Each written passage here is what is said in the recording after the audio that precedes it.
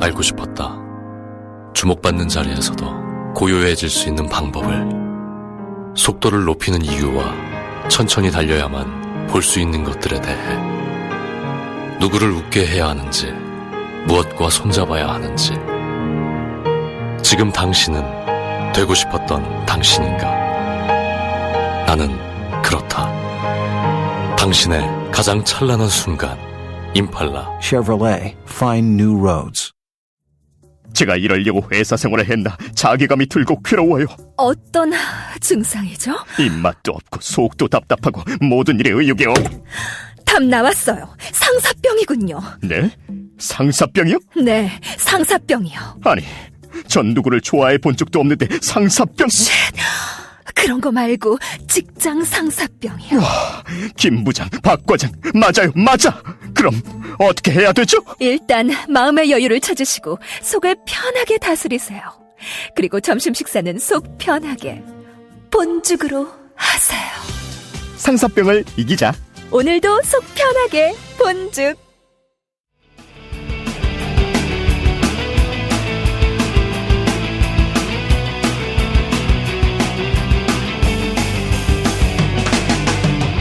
살면서 누구나 한 번쯤은 궁금해하지만 아무도 정확히 알려주지 않는 주제들을 선정해서 얕게 한번 파보겠습니다.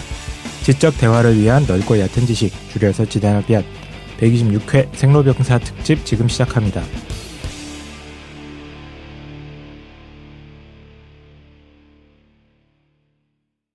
한 주간 잘 보내셨습니까? 네. 오늘 생로병사 특집 세 번째 시간입니다. 지난주 정모를 진행하고 나서 벌써 일주일이 지났나? 그러니까요. 요 시간 빨리 가는구만.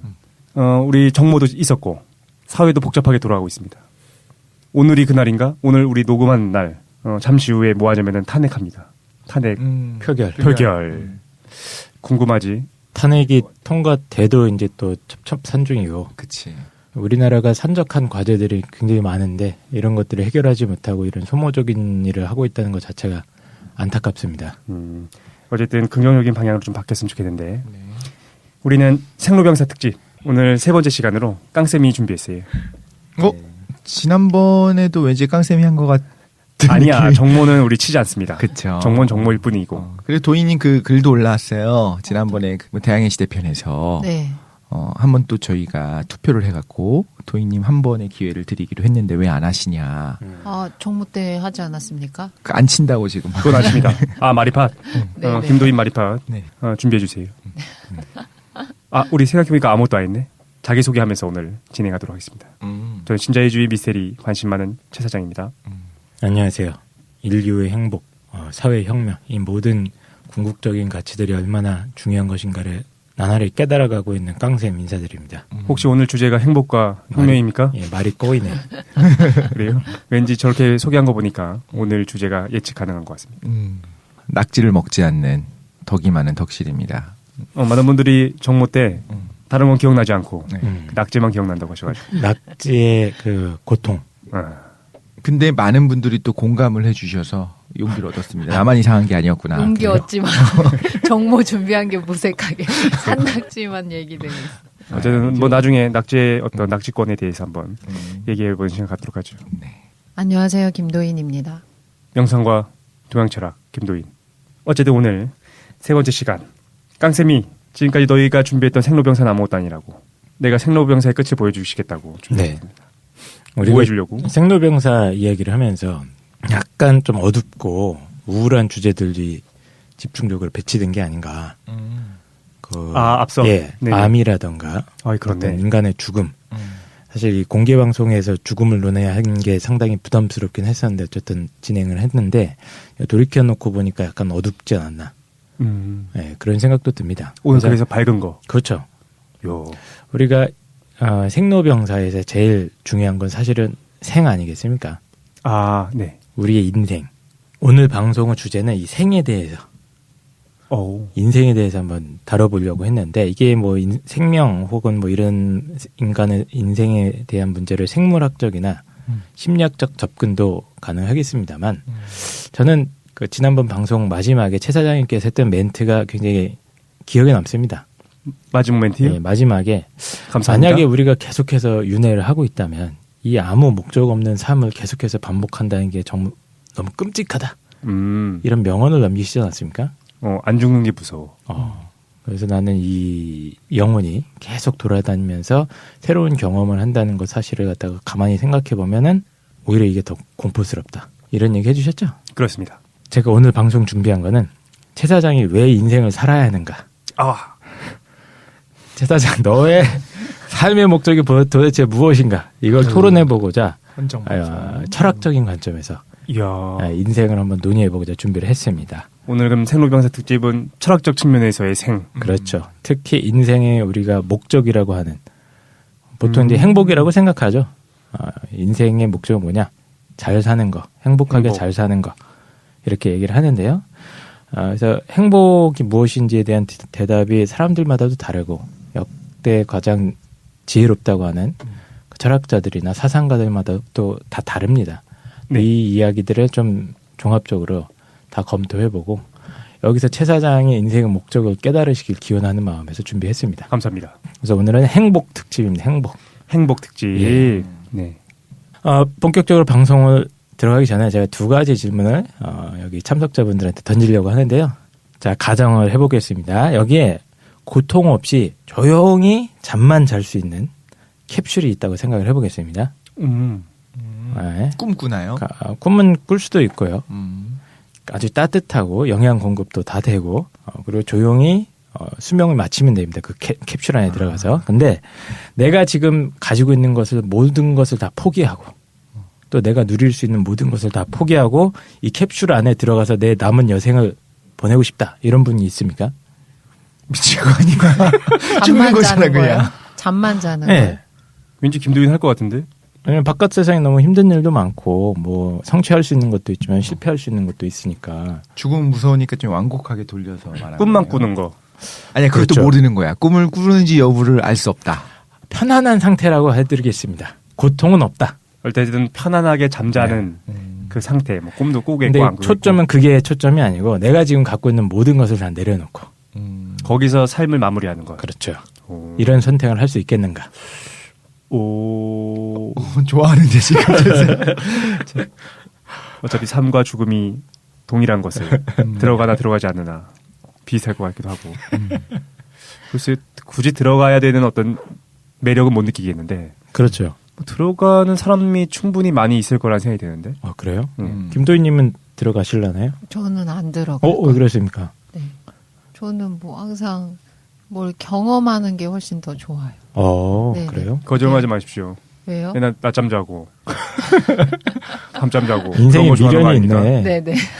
뭐 보험 들어놓은 거 있어요? 저요? 아니요, 보험 들어놓은 거 없어요. 독실님은 저도 경험을 살면서 여러 가지 경험들을 해보고 싶어요. 그쵸. 그래서 아까운 것 같아요. 그 경험이 계속 어떤 경험이냐면은 계속 반복되는 회사 생활을 하는 거야. 그래서 회사에 출근하고 밤늦게 퇴근하고 야근하고 전화 받고 욕 먹고. 그걸 그런 생활을 사실 안 해봐서 모르겠는데 하루하루의 업무는 진짜 우리가 그 시계 안에 있는 그 톱니바퀴처럼 똑같은 삶을 산다고 해도 매일매일이 다를 거거든요. 그리고 그게 저는 와닿는 것 같아요. 노량진역에서 있을 때 갑자기 뭐 감사함과 기쁨을 느꼈다고 했었던 최 대장님이 했었던 것처럼. 그거 어떻게 알았어? 다 알고 있어. 그래요? 처음 듣는데요? 신경사고로 연결돼 있어. 그래요? 처음 듣는다고요? 네. 이상하다. 왜 갑자기 노량진역에서 감사했어요? 네. 저 얘기를 했어요? 내 독실한테만 정보 때? 얘기했었나? 아니 우리 모두에게 얘기했는데 방송에서 얘기했잖아. 그래요? 아. 어쨌든 그런 것처럼 삶의 중간중간에 우리가 생각할 수 있는 느낄 수 있는 경험들이 있거든요. 그게 뭐 새로운 번지 점프를 한다든가 세계 여행을 뭐 한다든가 이런 거가 아니더라도. 그래서 저는 하고 싶을 것 같아요. 그러니까 각자가 현재 누리고 있는 어떤 삶의 기쁨이라고 합시다. 삶의 기쁨들을 일단 포기하고 싶은 생각은 없다. 깡쌤 어떠십니까? 저도 당연히 안 들어갑니다. 뭐야? 저도 보험 든 게 좀 있어서. 예. 알겠습니다. 좋겠다. 근데 만기가 너무 멀어. 지금 내는 돈이 너무 많아. 그게 일단 지금까지 낸 게 너무 아깝습니다. 네. 자, 두 번째 질문입니다. 이거는 첫 번째 질문은 이제 제가 허접하게 만들어 본 질문이고 두 번째는 노직이라는 유명한 철학자 있지 않습니까? 예, 노직. 예. 노직이 사고 실험이라는 제안을 하나 합니다. 내용을 한번 제가 요약을 해드리면 어떤 거냐면, 자, 우리 뇌에 전극을 꽂으면 원하는 것을 모두 경험할 수 있게 해주는 기계가 있다고 가정을 합니다. 오, 매력 있네. 그래서 부와 쾌락, 명예, 외모 등 인간이 누리고자 하는 걸 갖다가 내가 이걸 갖고 싶어요 하면 여기에 입력을 해주는 거야, 프로그래머가. 네네. 그래서 그 전극을 내 뇌에 딱 꽂으면 내가 평생 동안 이루고 싶은 모든 것을 그 뇌 속의 세계 속에서 내가 다 이룰 수 있습니다. 아, 근데 자 대신에 예, 그 대신 이제 자는 거죠. 예, 그래서 매트릭스. 그렇죠, 매트릭스입니다. 외부 세계와는 좀 차단돼 있지만 그래도 어떤 그 따뜻하고 아늑한 물탱크 같은데 우리 몸에 딱 떠여가지고 전극을 딱 꽂은 채로 있는 겁니다. 내가 원하는 상상을 하면서. 그렇죠. 묘. 내가 원하는 것은 모두 이룰 수 있습니다. 내가 원하는 욕망, 나의 어떤 성취욕 이런 것들이 거기서 다 실현됩니다. 연속 3번 로또 당첨. 그렇죠. 예. 그게 뭐야? 그런 하찮은 하천 타고? 경험기에 들어갈 정도에 뭐 태어났는데 뭐 부모님 만수르던가 유치원 그치. 출근할 때 막 스포츠 타고 이렇게 가던 스포츠를 탄다고요? 네네. 스포츠카 타고 아, 예, 예. 그 있어요. 사는 집인데. 유딩용 스포츠카 있습니다. 네네. 조그만한. 사는 네네. 집이 한 100층 정도 되고 이런 걸 100층 꿈꿔야 이요? 되는 거 아니에요? 네. 그 정도는 돼야지. 난 또 뭐 철학적으로 높은 이상을 얘기할 줄 알았는데 내가 더 부유하게 얘기할 수 있다.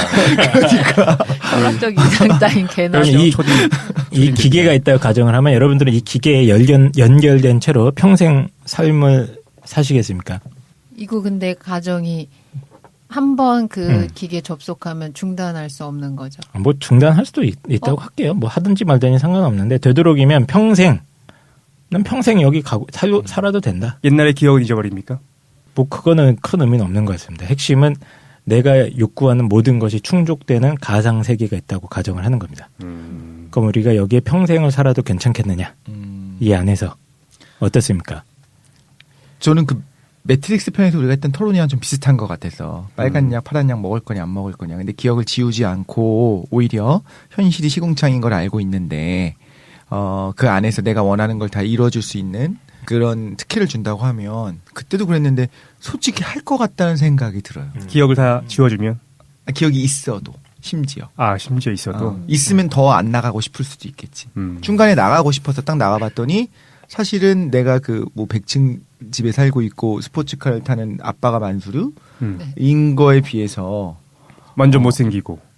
그렇지. 완전 생긴 초라하고. 것도 그렇지. 초라하고 현실은 그리고 그런 거 있잖아요. 정말로 이 삶에서 나아질 수 없는 천장이 있어. 확실해. 그건. 사실상 계급이 있어. 나는 아래에 있는 불가촉 천민이야. 라는 걸 깨달았을 때 나가고 싶을까 하면 안 그럴 것 같다는 생각이 들어요. 독실이는 들어간다. 정말 예, 아니요로 대답하십시오. 결혼은 안 했을 때 뭐야. 아내랑 같이 들어갈 수 있나요? 거기서 만날 수 있습니까? 거기서 만들면 되잖아. 뭘 만들어? 가상 세계 속에서 아내를 만들면 되잖아요. 근데 그거는 정을 끊는 거잖아. 이미 사랑하는 사람을. 정도 구현이 된다고 가정을 하겠습니다. 뇌에서 그냥 싹 해버리면 바치직하면서. 네. 오케이, 그럼 한 명 입장. 나도 입장. 2명 입장. 김도희님은? 저는 하기 싫어요. 네. 왜요? 저는 항상 모르겠어요. 되게 힘든 일이 있어도 그 힘든 상황에서 항상 결국엔 뭘 생각하냐면 이거를 뭔가 살아내보고 싶다 이런 마음이 항상 되게 강하게 들어요. 그러면 거기서 꼭 우리의 욕구를 그 힘든 경험을 하고 싶은 욕구도 충족시켜줍니까? 그것도 되긴 됩니다. 계속 새로운 도전 과제가 나와. 개인의 취향 존중해지는 더 건가요? 빡세봐. 네. 괜찮네요. 네. 깡쌤 어때요? 저는 뭐 당연히 안 들어가죠. 뭐야, 우리만 못 되는 거야. 우리만 바보 됐네요. 그러면 질문을 바꿔보겠습니다. 만약에 내가 자식을 낳았는데 내 자식놈이 엄마 나 이 기계에서 살래 이러면 어떻게 대답하시겠습니까? 들어가라. 어차피 현실도 허상이겠어. 내가 만수르보다 못한 게 뭐냐? 내가 불만이냐? 그렇구나. 자식이 그런데 들어간다고 해도 괜찮습니까? 근데 진짜 이거 되게 재밌는 질문이다. 자식이 그럴 거냐라고 하면 왠지 안 그랬으면 좋겠다는 그쵸? 생각이 딱 들어요. 아닌데 난 들어가라고 할 것 같은데. 최 사장님은 원래 관념론자니까. 그렇지. 뇌 안에서 펼쳐지는 그것이 의식이 실제니까. 그렇지. 생각하는데 어렵네요. 질문 되게 잘 만들었네.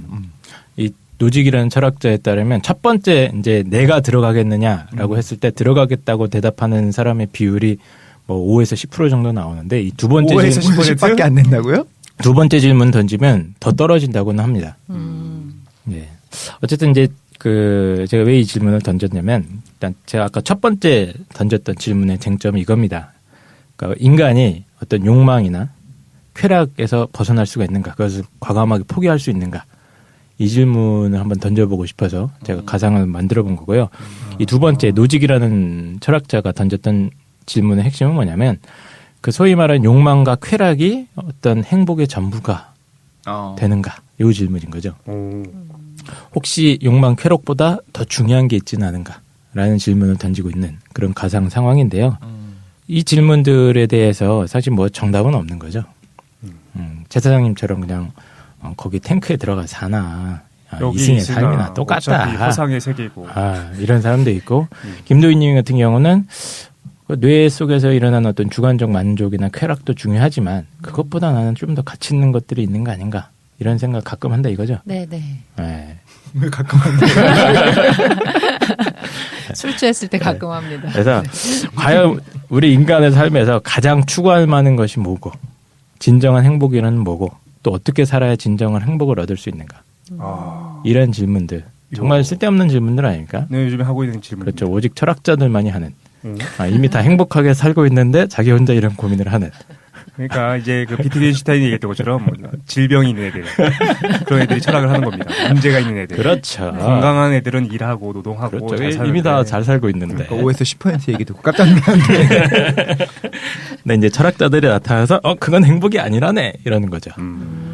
그래서 이 행복에 대한 여러 가지 책들을 제가 쭉 검토를 했습니다. 이번 방송 준비하면서. 그래서 행복론이라고 행복론? 예.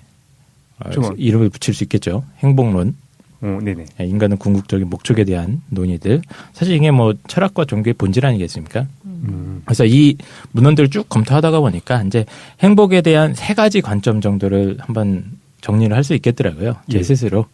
그래서 첫 번째 입장은 이제 가장 흔한 입장. 그러니까 쾌락주의죠. 쾌락주의. 네, 그러니까 행복의 절대적인 기준은 주관적인 만족감. 그건 이제 쾌락이라고 부르는 거고.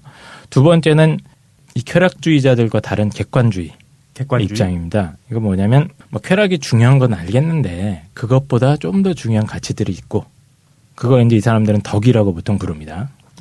덕이요. 네, 덕성. 네네. 이게 덕력의 덕이 아니고요. 에토스. 네, 어떤 그렇죠. 도덕적인 어떤 성품이나 이런 걸 연결시켜서 이게 덕실이 덕이 그 덕입니다. 진짜요? 그렇군요. 근데 이게 한국에서 덕이라고 하니까 도대체 이해가 안 되는데 그냥 조음 정도인 거예요. 그렇죠. 조음. 네. 고대 그리스어로 치면 이게 이제 뭐 굿 번역을 하면 그렇죠. 네. 어쨌든 어떤 그 덕성이 필요한데 이 덕을 갖춰야 우리가 인간이 행복하게 살 수 있다 하는 약간 교훈적인 입장들이 있습니다. 그렇군요. 네. 이게 교장 선생님들이 보통 이런 얘기를 많이 하시죠. 네. 세 번째 관점은 이제 채사장 같은 부류가 있습니다. 또 금욕주의 아닙니다. 이 탈세속주의라고 저는 부르는데 탈세속주의? 금욕주의도 비슷하죠. 탈세속주의. 그러니까 세속적인 쾌락이라든가 인간적인 덕이라는 게 별 무의미하다 이거야. 그거 해봤자 뭐하냐. 더 초월적인 뭔가가 있기 때문에 우리는 그것을 관조하고 명상하면서 인생의 하찮은 것들로부터 떠나야 된다. 이런 작자들도 있죠. 그렇군요. 때로 있습니다. 이런 분들도. 그래서 제가 일단 쾌락주의부터 천천히 설명을 한번 해보도록 하겠습니다. 인생의 궁극적인 목적이 무엇인지에 대한 주제는 굉장히 오래된 주제죠. 신화나 뭐 옛날 이야기들 보면 행복을 찾아서 떠나는 여행을 떠나는 젊은이들 이야기 많이 나오지 않습니까? 저희가 다뤘던 길가메시 같은 경우도 영생을 찾아서 막 여행을 떠나는 그런 것들이 나오는데 한 기원전 5세기에서 6세기경을 가보면 행복에 대해서 매우 관심을 가진 사람들이 유독 많이 등장을 합니다. 고전 문헌들을 뒤져다 보면. 그래서 공자님, 붓다, 뭐 조로아스터, 노자, 뭐 소크라테스 전 세계적으로 이제 자기만의 행복론을 설파하시는 분들이죠. 일단 다 퉁쳐서 행복론이라고 네. 얘기할 수 있다. 김도인이 얘기했던 그 추계 시대 아닙니까? 그렇죠. 네네. 추계 시대라고 해서 이제 고전적인 사상들이 태동하는 클래시컬 에이지 멋있지 않습니까? 예, 근데 이분들이 이제 등장을 하는 시기가 기원전 한 5, 6세기경이고, 그리고 이제 서기 1세기가 되면 뭐 행복에 대해서 뭐 구원이라는 어떤 종교적인 관점들이 득세를 하기 시작해서 뭐 기독교, 뭐 에피쿠로스, 학파, 스토아 학파 이런 사람들이 서구 사회에서 굉장히 우후죽순처럼 나타나기 시작하죠. 참 아련한 추억이다. 에피쿠로스, 스토아. 우리 윤리 시간에 배운 거 아닙니까? 보통 나도 배운 거 같아 이건. 그래서 에피에서 그 애랑 그 뭐죠 쾌락의 애랑 같은 거라서 그렇게 외웠잖아. 오늘 방송이 난 그렇게 외웠는데. 그래서 윤리와 사상 시간이라고 생각하시면 됩니다. 아이 감사합니다. 예, 윤사라고 하죠 애들이. 금욕주에는 의잖아. 스토아 학파도 그래서 그렇게 연결시켰었는데. 의가 뭐야? 금욕주의 그러니까 스토아 왜 그렇게 외워요? 폐해입니다. 에피쿠로스 쾌락. 그게 더 어려워. 알겠습니다. 그냥 직관적으로 들어오는데 그 알았죠. 단어도 아니 근데 인상 깊어서. 스토아라는 것 자체가 되게 회의적으로 느껴지고 금욕처럼 느껴지고. 그건 뭐야? 에피쿠로스라고 하는 이름 그만해, 이 자체가 자식들아. 되게 쾌락적이처럼 느껴져. 왜냐면 다 모음이 비슷하기 때문입니다. 뭐야 이 멍청이다. 혹시 우리나라 말이 그쪽한 건가요? 이게 방송이 점점 망가지고 있습니다. 네. 내 방송 아니니까 상관없습니다. 남의 빨리 방송이어서 갈게요. 막. 네. 어쨌든 행복의 문제에 대한 가장 오래된 견해는 아까 얘기했던 쾌락주의죠. 네. 그러니까 주관적인 느낌에서 찾는 겁니다. 행복은 뭐냐? 내 느낌적인 느낌이다. 느낌. 나 즐겁고 기쁘고 만족했고 마음이 평화롭다. 하면 그거는 이제 행복이다라고 주장을 하는 거죠. 그러니까 행복한지 아닌지는 나 스스로 결정할 수 있다. 나만 알 수 있다는 입장인 겁니다. 남이 뭐라고 해도 나는 행복하다. 이렇게 생각하는 사람들 많지 않습니까? 잘 대답해야 될 것 같아.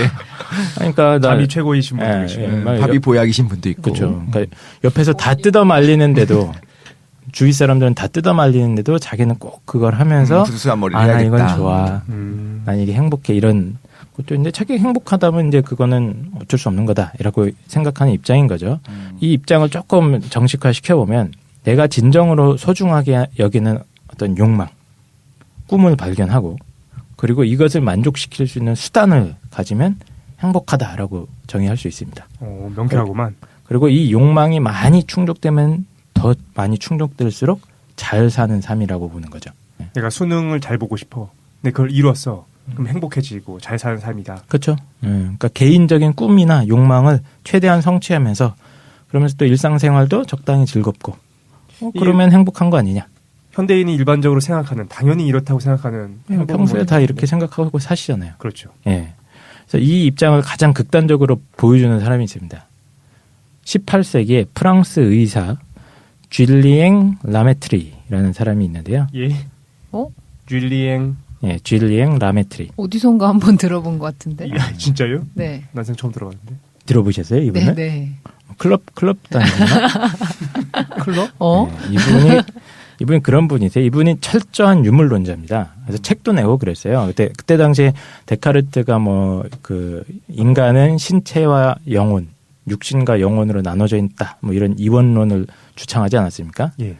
근데 이 사람은 거기에 반기를 드는 겁니다.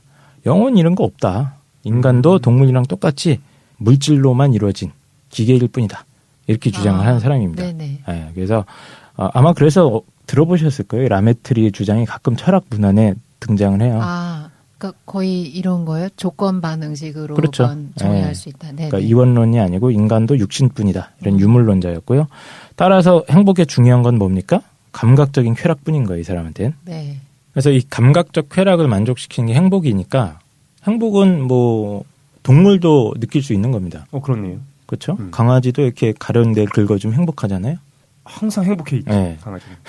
그리고 아주 사악한 악당들, 예를 들면 연쇄살인마, 아니면 폭군 이런 사람들도 행복할 수 있어요. 감각적 쾌락만 만족을 시킨다면, 이 기준에 따르자면. 그래서 이 사람이 이렇게 주장을 합니다. 결국 인생의 목적은 노세 젊어서 노세. 젊어서 노는 네, 거다. 그렇죠. 더 늦기 전에 온갖 쾌락을 마음껏 즐기는 것이라고 규정을 합니다. 언제 사람이에요? 18세기. 18세기. 네, 그래서 음란함과 추잡함은 너의 영광스러운 운명이니라. 그 안에서 돼지처럼 뒹굴어라. 그러면 돼지처럼 행복할 것이리라. 그렇구만. 라고 서술했다고 합니다. 근데 예전에 그 에피쿠로스 학파 같은 거를 배울 때, 그러니까 사람들이 쾌락주의라고 하면 당연히 지금 얘기하신 것처럼 약간 뭐 음란한 것들 이런 것들을 상상하는데 그 또 쾌락주의는 그런 게 아니라면서요. 에피크로스의 쾌락주의는 그런 게 좀 아니었어요. 근데 여기서는 왜 그걸 자연스럽게 연결을 할까요? 그러니까 봐봐. 어떤 사회적 문화적인 어떤 법규가 있어. 그 안에 지키고 살았던 사람들 이거는 금기야 해서 금욕 어느 정도의 금욕은 다 하면서 살잖아요. 그런 사람들 입장에서는 아주 난잡한 성생활을 하면서 정말 뭐 이렇게 뒹구는 게 최고의 쾌락일 거라고 생각하는데 실제로 막상 닥쳐보면 그게 쾌락이 아닐 수도 있지 않을까요? 아 젊을 때 독실이 그렇게 해보니까 해보니까 별로였구나. 해봐야 돼. 그러니까 안 해보니까 모르겠어. 아 독실이 부럽다. 그랬었구나. 저는 아닐 것 같아요. 오히려 허무함이 늘어나지 않을까 싶은 생각이 들어서 이게 진짜 쾌락일까 싶은. 근데 어쨌든 감각적 그러니까 이 입장에 따르면 감각적 쾌락만 만족시키면 되는 거니까 먹고 싶은 거 마음껏 먹고. 그렇지. 그거는 정말 좋지. 그거 봐. 근데 살 안 쪄야 되죠. 네, 돈도 마음껏 있어서 내가 사고 싶은 거 다 살 수 있고 내가 좋아하는 사람이랑 같이 이렇게 놀러 다니는 것도 프라다 신발도 좀 신고. 그렇죠. 네. 얼마나 좋습니까? 이렇게 살면 되는 거 아니에요? 그래서 이제 좀 많이 사회적으로 많이 알려지지 않은 중견 기업 정도 되는 거에 일종의 재벌이겠죠. 거기도 중견 기업 정도의 재벌 2세, 3세가 행복하다는 얘기들을 사람들이 하거든요. 왜냐하면 이재용 정도 되면 모두가 주목을 하니까 뭔가 마음대로 살 수가 없어. 근데 사람들이 그다지 관심을 갖지 않는데 사실 돈은 굉장히 빵빵해. 그때 2세, 3세는 아버지 돈이니까 할아버지 돈이니까 막 쓸 수 있잖아요. 그럼 그 사람들이 정말로 막 쾌락에 젖어가지고 물론 사실 어떻게 사는지 모르니까 모르겠지만 왠지 그렇게 살 것 같지만은 않거든요. 뭔가 그 이상의 그러니까 쾌락을 만족시키기 위한 건 뭐 명예라든가 다른 게 있지 않을까요? 혹은 통장 잔고가 이제 수치지만 그거를 보는 재미로 산다는 얘기도 또 사실 들었었거든요. 그러니까 평생 그래요? 먹고 살 거 이상의 뭐 수십억 이상의 돈이 있는데 계속 돈을 벌려고 집착을 해. 자기 생애가 얼마 남지 않았는데도 그 이유가 뭐냐라고 할 때 그냥 차곡차곡 쌓이는 그 숫자를 보는 게 너무 좋아서 그렇다는 얘기도 들은 적이 게임 있어요. 같은 건가? 뭐 어쨌든. 근데 어쨌든 지금 깡씨께서 말씀하시는 거는 쾌락주의의 모습인데 네. 아주 현실적이고 현실적이고. 그냥 그러니까 소박한 어떻게 보면 난 에피크로스를 끌어온 게 아니라 이제 에피쿠로스는 라미트리. 이따가 나옵니다. 아 나와요? 예. 난 왜냐면 우리가 일반적으로 생각하는 쾌락주의의 모습이 정확히 반영되어 있는 게 이 줄리엥 라미트리 네. 이 사람 얘기랑 정확히 연결되어 있는 것 같아가지고 네. 지금 저기 뭐 클럽이나 이런 데 가시면 이제 이게 뭐 전 나쁘다는 건 아니고 갑시다. 제 생각에는 이 우리 다 나미트리라고 알았어요. 하는 사람이 우리 같은 삶을 산 것 같아.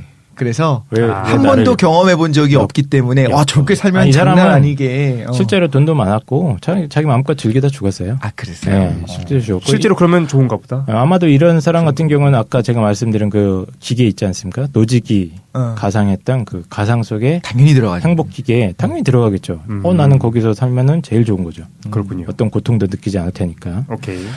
근데 이런 아이디어가 좀 조잡해 보이고 좀 조악해 보일 수도 있겠습니다만 이게 사실은 공리주의라는 철학의 굉장히 핵심적인 걸로 이어진다고 봅니다. 저는. 그래서 공리주의 철학에서는 어떤 쾌락이나 고통이라는 건 누구나 알 수 있다라고 가정을 하는 거죠. 그래서 쾌락, 고통의 강도라든가 지속성, 확실성 같은 걸 따져가지고 행복을 양적으로 아예 계량할 수 있다고 보는 입장 아닙니까? 이제 행복을 측정 가능해야 되니까. 예, 그래서 공동체의 경우에 각 개인의 행복과 고통의 총량을 다 더해서 플러스 마이너스를 때리면 어떤 방향이 가장 좋은 방향인지 우리가 아주 합리적으로 결정할 수 있다.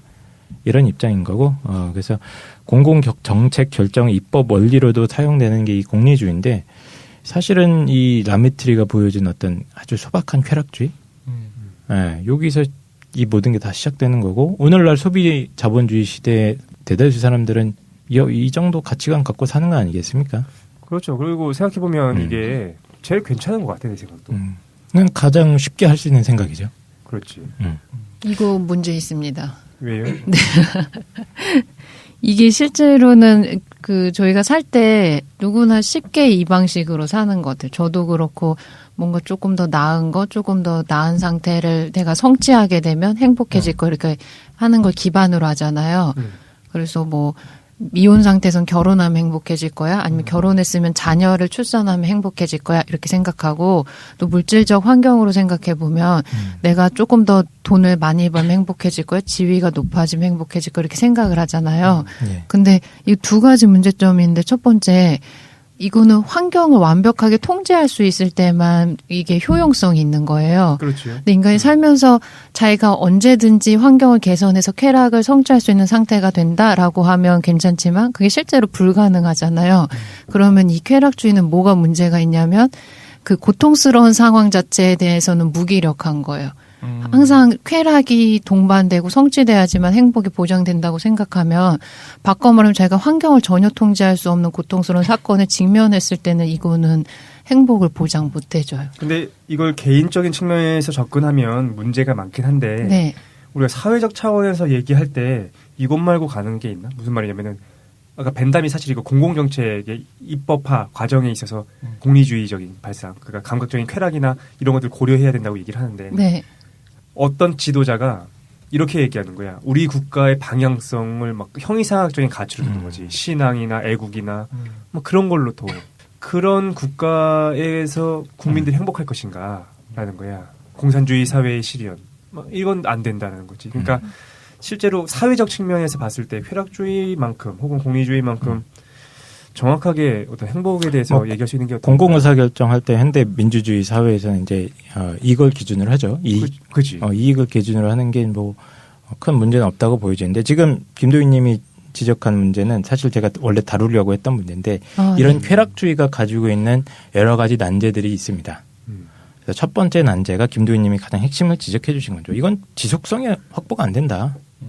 그 기계가 없다고 가정했을 때죠. 그렇죠. 네. 그러니까 쾌락은 순간적인 거고 고통이 언제든지 외적인 조건에 의해서 찾아올 수 있는 것이기 때문에 우리가 되도록이면 그래도 행복하고 싶다고 한다면 좀 영원하지 못하더라도 좀 지속성 있는 행복을 추구하는 게 당연한 거 아니겠습니까? 근데 이 사람들이 말하는 쾌락은 어떤 지속성 확보가 안 된다는 치명적인 단점이 있는 거죠. 아니 왜 안 됩니까? 오늘은 치킨 먹고 내일은 피자 먹고 다음날 짜장면 먹고 하면 되지. 그걸 다 먹을 수 있다는 상황이 전제돼야 되는데 실제 살면서 그런 상황이 전제되는 경우가 거의 없잖아요. 내가 너무 좋아하던 치킨집이 없어지면 뭔가 좀 이상하다고 이제 알겠어. 근데 이거에 대한 반론도 있긴 있어요. 그러니까 아예 지속적인 행복이라는 게 원래 불가능한 거고. 그러니까. 근데 저도 그렇게 생각하는 게 그냥 순간적인 행운에 기초한 것일 뿐이고. 근데 우리가 마약을 생각해 보면 알잖아요. 정말로 그런 기계가 있다고 하더라도 뇌가 느끼는 그 행복감이라고 하는 뭐 잔잔한 행복이 됐든 격렬한 쾌감이 됐든 간에 우리가 느낄 수 있는 거는 제한이 있을 거거든요. 그럼 정말로 그러니까 지속 가능한 상태가 됐다고 가정을 해볼게요. 매일매일 맛있는 짜장면과 치킨과 피자가 나와. 그리고 살도 안 쪄. 그래서 매일 먹는데 나중에는 이게 부족하게 느껴질 수밖에 없는 것 같아요. 근데 이거는 그 맛에 질려서가 아니라 우리 뇌가 적응을 해버리게 되면 일종의 마약의 금단 증상처럼 어떤 존재론적 문제라는 거야. 행복의 지속성이 담보하지 못하는 거는 불가능한 거죠. 그것도 제가 원래 이제 쾌락주의의 이런 소박한 쾌락주의 두 번째 문제점 독실님께서 얘기해 주셨어요. 다 말해. 쾌락 적응의 문제입니다. 맞아요. 내가 짜장면이 너무 좋아서 매일 먹으면 이제 속된 말로 이제 질리는 건데. 그렇죠. 예, 근데 이제 이거는 우리 일상생활을 경험해서뿐만 아니라 실제로 많은 연구 결과들이 있어요. 그렇죠. 예, 그러니까 동일한 쾌락이 반복될수록 그 강도는 점점 약해지고. 예, 그러니까 아무리 좋은 뭘 갖다 줘도 매일 그걸 경험하다가 보면 거기에 대한 또 만족도가 굉장히 떨어지게 되죠. 그리고 또 한 가지는 이런 것도 있습니다. 그러니까 또 상식적인 건데 너무 과도한 욕망을 부리면 이게 고통이 됩니다. 그러니까 짜장면이 너무 좋아서 처먹처먹하면 배가 터지죠. 급작스러운 후회감과 고통이 밀려오죠. 한번 체하고 나면은 거의 한 2달 정도는 쳐다보지도 못하죠. 이게 너무 구체적으로 먹는 거에 대해서 먹는 거에 대해서 강렬하게 반응할 필요 없습니다. 먹방 한번 합시다. 알겠습니다. 이게 감정에도 똑같이 적용되는 것 같아요. 저희가 뭐 행복해지고 싶어라고 했을 때 기쁘거나 뭔가 행복한 감정 상태가 느껴지는 걸 계속 유지하려고 하잖아요. 예전에 명상하다가 알게 된 건데 그 행복한 감정 상태가 느껴질 때 저희가 되게 약간 환희, 쾌락 같은 기분을 느끼게 되면 그걸 계속 유지시키거나 그걸 계속 추구하려고 하는데 뭐가 문제냐면 바꿔 말하면 쾌락 감정이나 행복한 감정 같은 것들은 운동성인 거예요. 물리적으로 설명하면 움직인다. 얘는 플러스 상태인 거예요. 그러면 그 상태를 유지시키기 위해서는 계속 작용이 있어야 되니까 행복한 기분이 느껴지지 않거나 내가 느꼈던 이전의 행복감에 미치지 못하는 덜한 행복감을 느끼면 그게 고통으로 발생돼요. 그 집착 자체가. 그래서 일종의 적응 문제일 수도 있겠네요. 네, 디폴트 네, 상태가 올라가 버리는 거니까. 맞아요. 그래서 기준점이. 행복한 상태는 그 행복하게 느껴지는 기분 그 상태가 아니고 오히려 평온한 마음 상태, 평정 상태가 행복감을 주거든요. 그래서 동양 네. 철학에서는 그렇게 그런 부동산? 희노애락을 없애려고 노력을 하는 건가요? 그러니까 없앤다기보다 그걸 다 받아들여서도 그 평온한 상태가 아주 지복한 행복 상태라고 봐요. 어쨌든 이거를 가장 잘 증명하는 그러니까 과도한 욕망이 오히려 고통을 불러온다. 이걸 가장 잘 보여주는 사람이 라메트리예요. 또 그래요? 이 사람이 42에 죽거든요. 아이고. 매독. 예. 아닙니다. 폭식으로 죽습니다. 아 진짜로?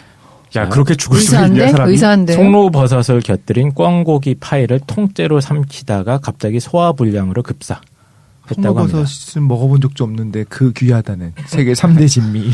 모든 먹는 거에 대해서 구체적인 정보를 우리한테 주실 필요 없습니다. 독실이 먹방 기대하겠습니다. 예. 어쨌든 이렇게 맛있는 걸 처묵처묵하다가 급격하게 죽은. 상징적인 거죠. 어떤 쾌락주의자의 말로를 잘 보여주는. 그런데 이게 뭐 소위 말하는 마약 중독자들이나 이런 것도 비슷한 경로를 겪지 않습니까? 그러니까 그 쾌락에 너무 심취해 있다가 하지만 그게 이제 없으면 고통이 발생하기도 하고, 그거 계속 추구하다가 이제 모든 삶이 무너지고 이런 상태들을 많이 우리가 보게 되는데 그걸 잘 보여주는 것 같아요. 네 번째 비판, 지금 그 비판이 지금 세 개를 제가 다뤘거든요. 과도한 욕망은 오히려 고통을 불러일으키고, 또 쾌락은 경험할수록 강도가 약해진다. 세 번째가 이제 지속성 확보 문제. 김도희님이 얘기하셨던 거고, 네 번째는 또 이런 것도 있습니다. 내가 주관적으로 만족감을 느끼고 있어. 근데 만약에 이 만족감이 나의 착각이나 무지나 환상 때문에 일어나는 거라면 어떻게 될까요? 그거 너무 크죠. 그럴 수 있죠. 그러니까 나는 이 프라다 신발을 사면은 내가 행복해질 거라고 생각해서 그게 나의 욕망이라고 생각을 했는데 알고 보니까 이 욕망은 프라다 광고 기획자들이 내 머릿속에 이렇게 주입을 한 나도 모르게 세뇌시킨 결과물이라면 이건 내 욕망이라고 할 수가 없지 않습니까? 그렇죠. 뭐 사실 북한 체제 안에서의 주민들에게 계속적인 뭐 선전을 통해서 네. 저기 남조선 애들은 그 미제에 의해서 불행한 삶을 살고 있고 우리가 가장 행복한 삶을 살고 있다라고 사실 주입하고 있잖아요. 그렇죠. 약간 그런 느낌인 거죠. 모두가 행복하다고 생각을 하지만 그래서 거기서는 실제로는 김일성 장군님의 사진을 보면서 막 행복한 거야. 그러네. 근데 그러지 않은 게 어디냐. 최 사장님 입장에서는 그 행복과 이 행복, 자본주의 사회에서의 행복과 그 체제의 뭐 선전에 의해서 혹은 세뇌당한 그거와 구분할 수가 있나요? 는 없을 것 같은데. 실제라는 게 뭐냐가 문제인 것 같아요. 우리도 그 아이돌 보면서 좋아하고. 그러니까 최 사장 충격 발언, 한국, 북한과 똑같다. 예. 이렇게 한 번에 갈거구만. 근데 어쨌든 뭐 모든 게 다 뭐 타인의 욕망에 욕망하는 거니까. 그렇죠. 욕망 만들어지는 지금 거고. 안 정확하게 만들어지는 얘기해 거는 주신 거죠. 타인의 욕망을 욕망한다는 멋있는 말 있지 않습니까? 그렇지. 예, 그러니까 쉽게 얘기하면 인간이 내가 지금 원하고 추구하는 많은 것들이 사실은 주변 사람들이나 어떤 사회적 기대가 나한테 주입된 것이다. 그렇지. 라고 분석하는 사람들이 있는데 이걸 정확하게 볼 수 있다는 겁니다. 예, 그래서 이러한 소박한 쾌락주의에는 여러 가지 문제가 있기 때문에 이 쾌락주의의 문제를 해결하신 분이 2000년 전에 있었어요. 이전에 있었네요. 예. 그래서 그분이 바로 아까 잠깐 등장했던 에피쿠로스입니다. 그래서 기원전 3세기경이고요. 소위 말하는 이제 헬레니즘 시대 알렉산더 대왕이 페르시아 정벌을 하고 이제 동서양의 융합과 창조를 진정한 융합 창조의 화신이죠, 그분이. 예, 그거를 달성했던 시기에 활동했던 그런 학자고요. 이 사람도 출발은 똑같습니다. 삶의 목적은 쾌락이고 욕망의 만족을 통해 생기는 쾌락이야말로 가장 중요한 인생의 목표다. 이렇게 얘기를 했던 분이고 뭐 까르페 디엠 뭐 이런 말 들어보셨죠? 시간을 잡아란가? 그냥 이 순간을 즐겨라. 네네. 그래서 이 에피쿠로스 같은 분은 이제 두 가지 차원에서 행복에 도달할 수 있는 전략을 구상하셨습니다. 두 가지 차원. 예, 첫 번째 전략은 이제 우리가 고통 때문에 불행해지는 거잖아요. 이 불행을 극복할 수 있는 방법입니다. 이건 뭐냐면 우리가 불행한 이유는 고통 때문인데 우리가 고통을 겪는 이유는 두 가지라고 분석을 합니다. 네. 첫 번째는 미래에 대한 불안 때문이고요. 두 번째는 죽음에 대한 불안 때문입니다. 따라오세요. 뭐 반론하시고 싶겠지만. 근데 어쨌든 미래에 대한 불안은 근데 에피쿠로스에 따르면 다 미신 때문에 생긴다는 거예요. 에피쿠로스 학파의 특징은 철저한 유물론자들입니다. 그래서 굉장히 과학적으로 과학적 기계적인 법칙에 따라서 자연의 운행을 다 설명할 수 있다고 믿는 사람들인데 우리가 불안해하는 이유는 뭐냐? 하늘에서 천둥 번개가 친다 이거야. 아니면 파도가 갑자기 크게 일어나고 지진이 일어나면 당시 사람들은 이게 우리가 뭐 잘못했나 보다. 하늘이 노하셨다 이렇게 생각했거든요. 거기서 오는 불안감 때문에 온갖 뭐 종교 행사라든가 이런 것들을 하면서 푸닥거리하고 굿도 하고 이랬던 것 같은데 에피쿠로스가 보기에 이건 다 미신이라는 거예요. 우리가 정확하게 이 세상이 움직이는 원리를 알고 거기에 맞춰서 예측할 수 있다면 지진이 오거나 해일이 오거나 뭐 이런 게 와도 전혀 우리가 걱정하고 고통스러워할 필요가 없다. 이런 논변을 펼칩니다. 두 번째는 죽음에 대한 두려움도 불안, 그러니까 죽음에 대한 불안 역시 고통을 만든다. 고통을 만들어내는데 이것도 무지함 때문이라고 봐요.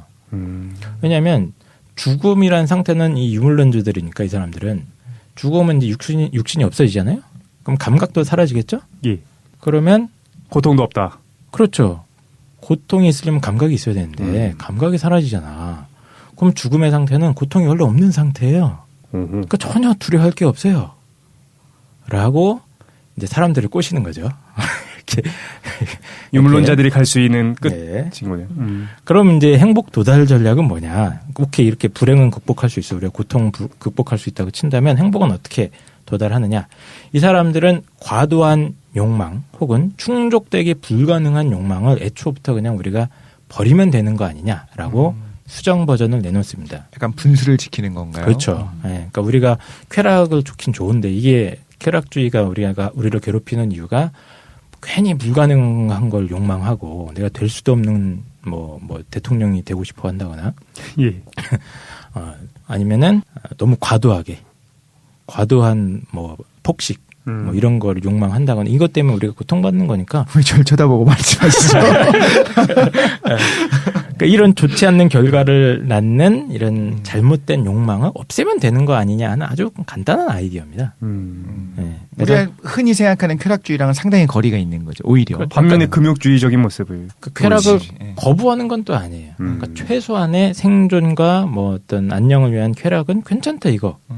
괜찮은데 너무 과도하고 충족될 수 없는 원래 불가능한 인간은 분수에 넘치는 이런 거 하지 마라. 이런 거는 제거해야 된다. 그래서 진정한 행복을 위해서는 불필요한 욕망을 제거하고 최소한의 욕망만 충족시키면 된다라고 판단을 합니다. 그래서 이 사람들은 아타락시아라고 그래요. 이 경지를. 아타락시아. 예, 궁극적인 행복의 경지. 그러니까 고통, 두려움, 괴로움을 주는 여러 가지 망상이나 미신에서 벗어나서 오직 이성적으로만 꼼꼼하게 따져서 내가 충족될 수 있는 욕망들만 탁탁탁 충족시키고 아닌 거는 다 버리는 이런 마음 상태가 평온하고 또 아주 충만한 마음 상태다라고 주장을 합니다.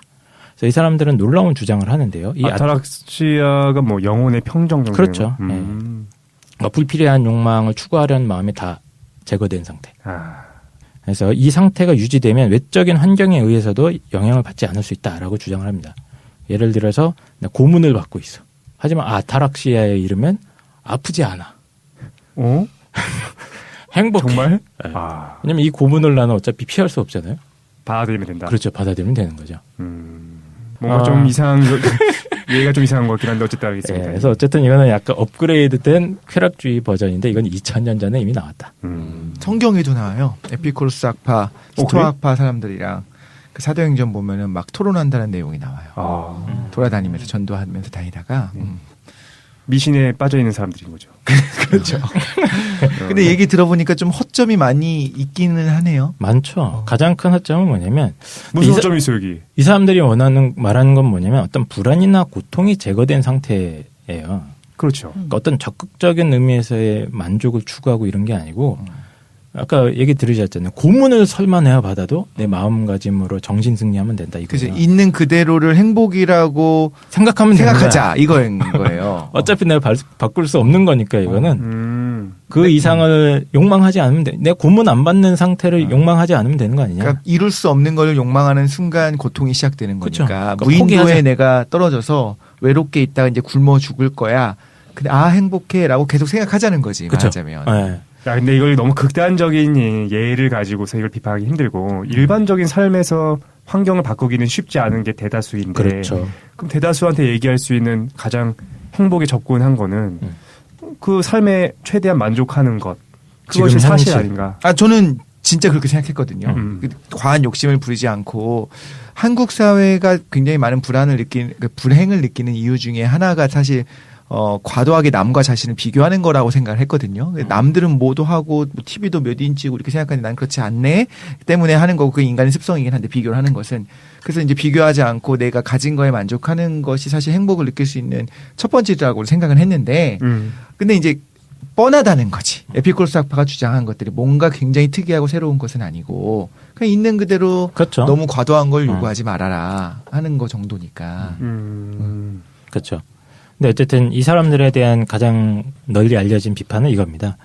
당신들이 말하는 그 아타락시아의 상태는 결국 얘기하는 게 불안이나 고통이 제거된 상태밖에 안 되는 것 같은데 이게 그럼 우리의 행복이라고 할 수 있겠느냐. 적극적인 의미에서. 그냥 잔잔한 걸 수도 있다. 그렇죠. 네. 동양에서 볼 때의 잔잔함? 그보다 실제 고행주의가는 바꿔 말하면 문제 해결 안 하는 거랑 같아요. 그렇죠. 문제 해결을 안 하는 거죠 또. 네네네. 현실적으로 고통이 그러네. 되는 거를 어떤 문제상을 해결해 주는 게 아니고 그거 자체를 안 하면 되잖아라고 하면 되게 획기적인 방법 같지만 실제로 따지고 보면 그거 문제 자체를 다루지 않는 거예요. 네네. 뭐 사장님이 날 계속 괴롭히는데 나는 어차피 이 상태를 벗어날 수 없어. 사장님 사랑해요. 이런 거죠. 독재가 이루어지고 있는데 그치. 어차피 벗어날 수 없다라고 할 수도 있겠다. 네. 실제로 즐기기 시작해. 게임처럼. 네. 어쨌든 간에 지금까지 알아본 게 이제 쾌락주의의 입장들입니다. 거기에 어떤 문제점 그리고 거기에 대한 어떤 수정 버전으로서 에피쿠로스주의를 알아봤는데요. 이제 그러면은 빠른 속도로 또 객관주의 행복론 제가 아까 말씀드렸던 여기로 넘어가도록 하겠습니다. 네. 네. 자, 객관주의 행복론 이거는 주관적인 만족감을 아예 거부하는 건 아니에요. 쾌락이 뭐 나쁘다고까지 매도하지는 않습니다. 이 사람들은. 그러니까 뭐 그런 게 있으면 우리가 좀 더 행복해질 수 있고 좋다는 건 인정을 하는데 그것만으로는 진정한 행복이 성립될 수 없다라고 보는 겁니다. 그래서 이 사람들의 핵심적인 주장은 뭐냐면 조금 더 영속적이면서도 좀 더 지속성이 있으면서도 좀 더 객관적인 행복의 기준이 존재하는 게 아니냐라는 아이디어인 거죠. 그래서 이 행복론, 객관주의 행복론의 대표 주자가 바로 그 위대하신 아리스토텔레스 되시겠습니다. 아리스토텔레스가 더 이전 아닌가요, 혹시? 저희 오늘의 특징은 이 시계바늘이 거꾸로 돕니다. 아까 18세기에서 시작해서. 네. 왔다 갔다. 네. 현대 인류가 타락했기 때문에 모든 지혜는 고전에 있지 않습니까? 그래서 고전에 있는 거군요. 고주의. 알겠습니다. 네, 우리는 지금 다 쾌락주의에 젖어 있었으나 2000년 전에 이런 어떤 위대한 현자들이 우리 삶의 목적에 대해서 많은 이야기를 해주셨습니다. 아리스토텔레스 행복이론을 담고 있는 책이 그 유명한 니코마코스 율리학입니다. 그래서 니코마코스가 뭐 아들 이름이라고 하죠. 예. 네. 인간의 행복을 결정하는 다양한 어떤 현실적인 조건들을 굉장히 비판적이면서도 종합적으로 검토하는 역사상 가장 완벽한 행복론 저서다. 이렇게 평가를 하는 학자들도 있고. 근데 제가 보는 입장에서는 이거는 이제 어떤 의미에서는 아들에 대해서 훈계를 하는 책이거든요. 근데 이 훈계가 너무 완벽해 논리적으로. 그래요. 반론이 불가능합니다. 야, 그게 아들 문제야. 입장에서는 뭔가 한마디 하고 싶은데 이미 아버지가 다 막아놨어. 그래서 아들은 쾌락주의로. 그래서 이 아리스토텔레스의 행복 개념을 좀 살펴보려고 하는데요. 일단 아리스토텔레스가 행복이라고 말할 때 이 행복의 단어도 조금 살펴보긴 해야 됩니다. 이게 그리스어로는 뭐 에우다이모니아라고 그래요. 에우다이모니아. 그래서 이게 에우가 이제 오늘날 말로 하면은 영어로 할게요. 영어로 굿 아니면 웰 좋은 거. 에우 하면 굿 예 좋아요. 그리고 다이모니아는 그 다이몬 혹시 들어보셨을 수도 있어요. 소크라테스 편에서. 많이 들어본 것 같은데 이거 신 이름 아닌가? 오락에서 들어봤어요. 예. 다이몬. 다이몬은 이제 그때 용어로는 어떤 포켓몬 뭐라 해야 돼? 신적인 영혼, 신령? 신령. 그러니까 번역하기가 좀 애매한데 하여튼 영혼? 영적인 존재 이런 뜻입니다. 그러니까 에우다이모니아라는 건 뭐냐면 그러니까 좋은 영혼. 좋은 영혼. 인데 이게 기독교적인 의미로 받아들이시면 안 됩니다. 이거를. 어떤 좋은 어떤 이거를- 정신적인 상태. 그렇죠. 그지. 제일 정확한 번역은 웰빙인 것 같아요. 웰빙. 웰빙. 가장 의미가 좀 통하는 잘 존재하고 있는 거. 잘 존재하는 거. 잘 사는 거. 우리가 이제 잘 산다 이런 말 많이 쓰지 않습니까? 네네. 한국어로도 딱 그런 거죠. 그러니까 행복 그 핵심적인 건 잘 사는 거죠, 우리가. 그렇지 않습니까? 이게 모든 철학의 문제입니다. 그냥 뻔한 얘기야 그냥. 이 새끼들 그냥. 아리스토텔레스의 핵심은 다 뻔한 얘기라는 거예요. 네네. 뻔한 걸 엄청 치밀하고 체계적으로 조직을 잘 해놓는 사람인데 근데 그렇게 들이밀면 그 자녀가 반박하기 힘들어. 야, 잘 사는 게 좋은 거 아니냐 했는데 아니요. 저는 못 살고 싶어요. 잘 못 사는 게 더 좋은 거지. 막 살고 싶어. 얘기를 못 하게 할 말 없게 만든다. 그렇죠. 할 말이 없습니다. 이 말을 듣고 나면 예, 할 말을 없게 제가 더 만들어 드릴 텐데요. 그래서 그럼 이 웰빙 잘 사는 것의 어떤 영속적이면서도 객관적인 기준이 뭐냐 그러면 이걸 탐구하려고 하는 겁니다. 그래서 아리스토텔레스는 이 행복, 그러니까 이 잘 사는 것의 어떤 기준을 그럼 우리 인간이라는 존재의 고유의 본질을 한번 들여다보자라고 합니다. 그래서 이제 여기서부터 철학이 시작됩니다. 또 잘 따라오셔야 돼요. 이 논리적인 스텝이 좀 있기 때문에 어떤 객관적 기준을 제시하기 위해서는 인간의 예. 본질부터 예. 파헤쳐야 된다. 우리가 어떤 사물이 좋다라고 평가를 할 때가 있죠. 그렇죠? 예를 들어서 이 마우스 좋다. 잠깐 이거 예전에 들은 것 같은 생각 드는데. 그래? 마우스가 좋다는 건 무슨 뜻이죠? 마우스가 나쁘지 않다. 그러니까 클릭이 잘 되고 어.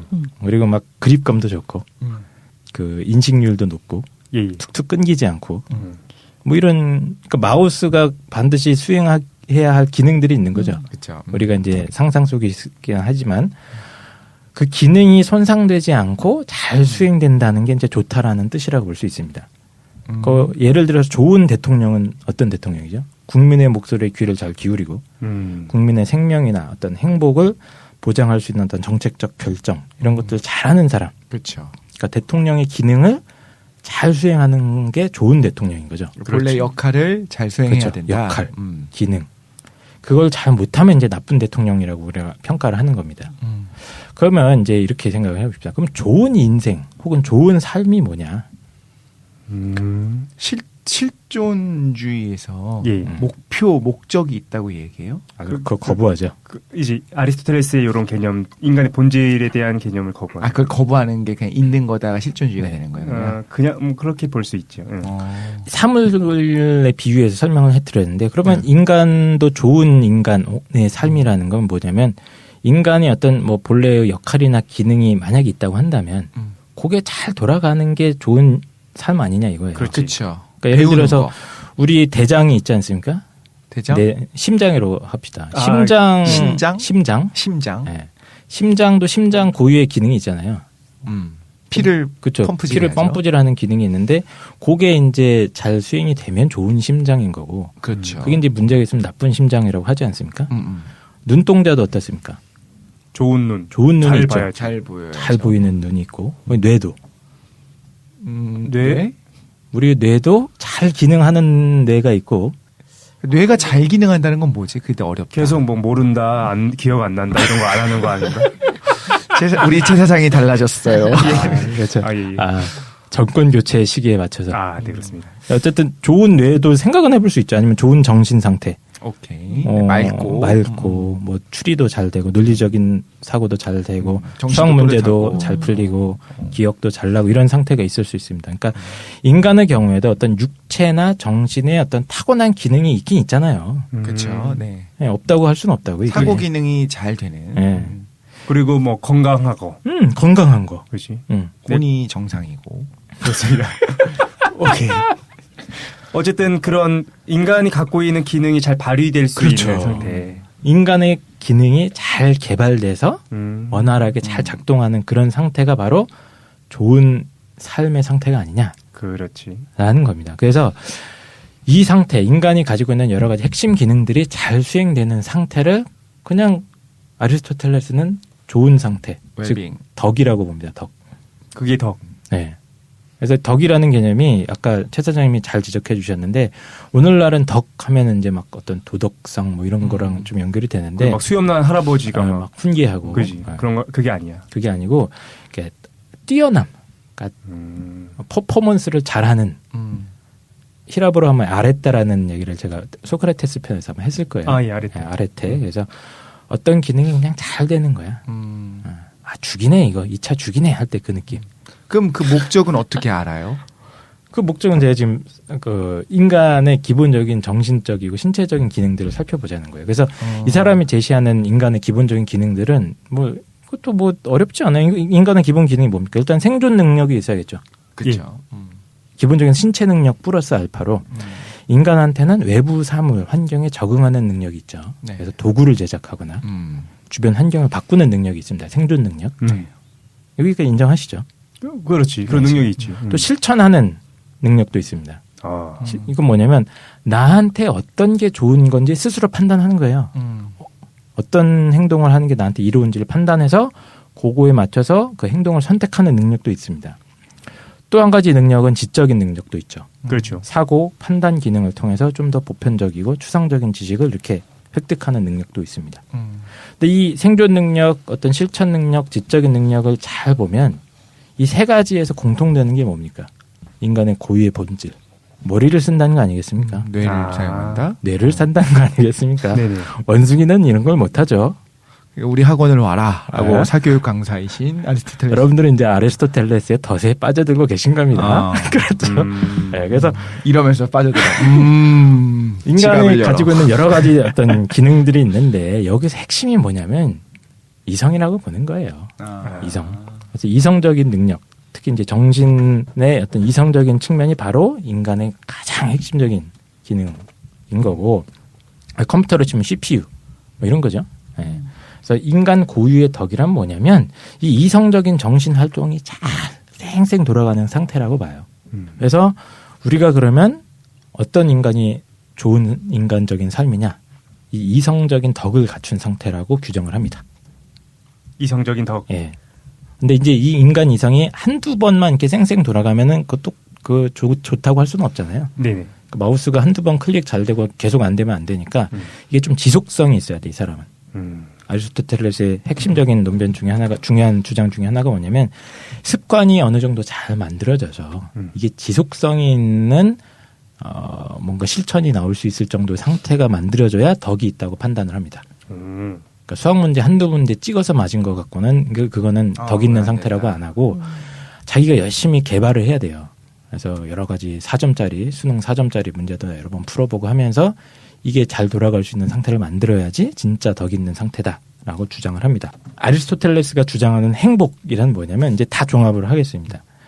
인간 본래의 어떤 기능이 있는데 이게 잘 돌아가는 상태가 덕 있는 상태라는 거죠. 근데 그걸 이성이 인간이 가지고 있는 가장 큰 그렇죠. 특징이라고 본 거네요. 그렇죠. 그러니까 결론적으로는 우리가 행복이란 뭐냐? 이성적인 정신의 활동이 쌩쌩 잘 돌아가는 우리 평소의 어떤 그 상태를 맞추면 된다는 거예요.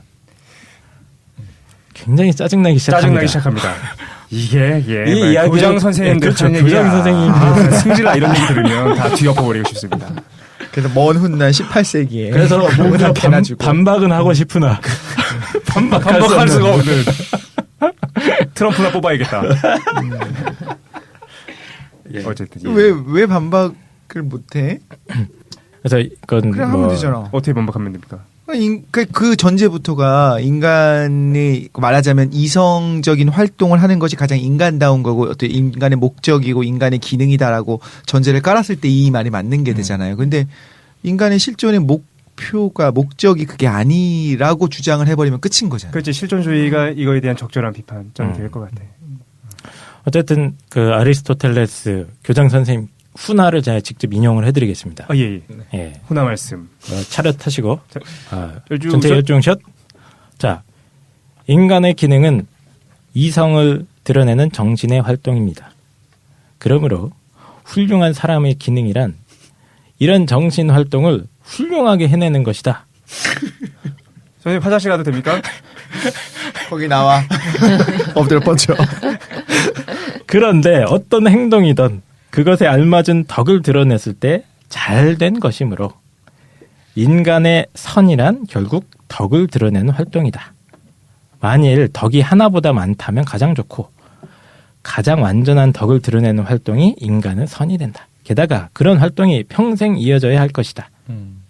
제비 한 마리가 왔다고 봄이 오는 게 아니고 인간이 행복해지는 것도 하루 이틀 사이에 되는 일이 아니기 때문이다. 따라서 여러분들 공부 열심히 하십시오.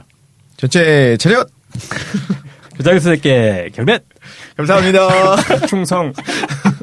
야, 이게 문제입니다.